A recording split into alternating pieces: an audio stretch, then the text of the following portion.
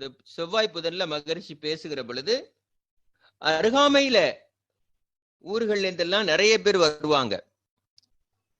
இப்ப மகரிஷி தொடங்குகிற பொழுது, அறிஞர் பெருமக்களே, சிந்தனையாளர்களேன்னு சொல்லி தொடங்குவாங்க ஸ்பீச்ச.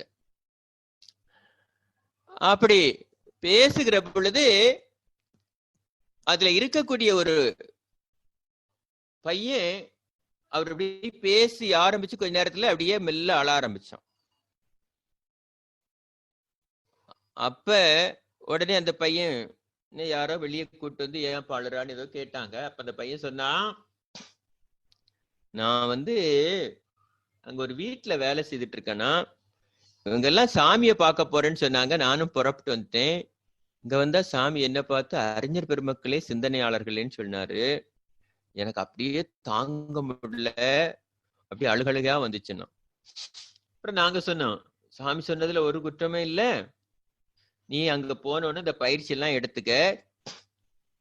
எடுத்துக்கிட்டேன்னா உனக்கும் இதெல்லாம் புரியும்னு சொன்னோம். அப்புறம் ஒரு சில ஆண்டுகளுக்கு பிறகு நான் அந்த பையனை சந்திச்சேன். அந்த பையன் நம்முடைய அமைப்புல பேராசிரியராக இருப்பதை நான் பார்த்தேன். சோ ஒரு மகரிஷி சாதாரணமாக சொன்ன வார்த்தை இன்னைக்கு அந்த மாணவனையும் ஒரு பேராசிரியர் நிலைக்கு கொண்டு வந்து நிறுத்துது. இப்படி எத்தனையோ நிகழ்வுகளை பார்க்கிற பொழுதெல்லாம் ஆச்சரியமாக இருக்கும். பெரும்பாலும் மகரிஷி ஒரு பழக்கம் உண்டு, தனிப்பட்ட முறையில மற்ற குருமார்களை போல பெரியவர்களை சந்திக்கிற, அந்த பெரிய ஆட்கள் அரசியல்வாதி அப்படிப்பட்டவர்களை சந்திக்கிற பழக்கம் இல்லை. எல்லாரையும் இயல்பாக பார்க்கிற ஒரு பழக்கத்தை மகரிஷிட்ட நம்பாது.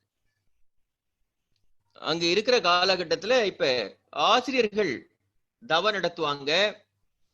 மகரிஷி சில பேரை கூப்பிட்டு பாடல்களை பாட சொல்லுவாங்க. அவங்களே சொல்லுவாங்க, அவங்களுக்கு தெரியும் இவங்க எல்லாம் பாடுவாங்கன்னு அவங்களை கூப்பிட்டு பாட சொல்லுவாங்க.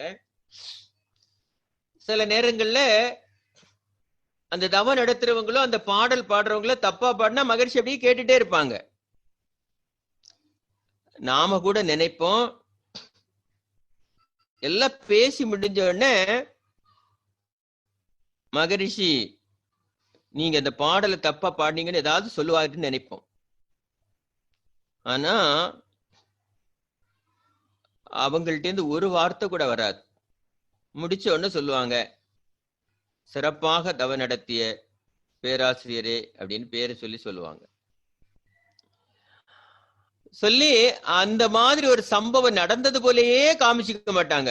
நாம என்ன மந்தத்துல என்ன செய்வோம், உடனே அந்த இடத்துல இடையில புகுந்து நாமளே திருத்துவோம். இல்லைன்னா அது சரியில்லை இது சரியில்லைன்னு நம்ம என்ன செய்வோம், நோண்டுவோம். ஆனா குருவுகிட்ட இருந்து ஒரு தடவை கூட நாங்க எத்தனையோ முறை பார்த்திருக்கோம்,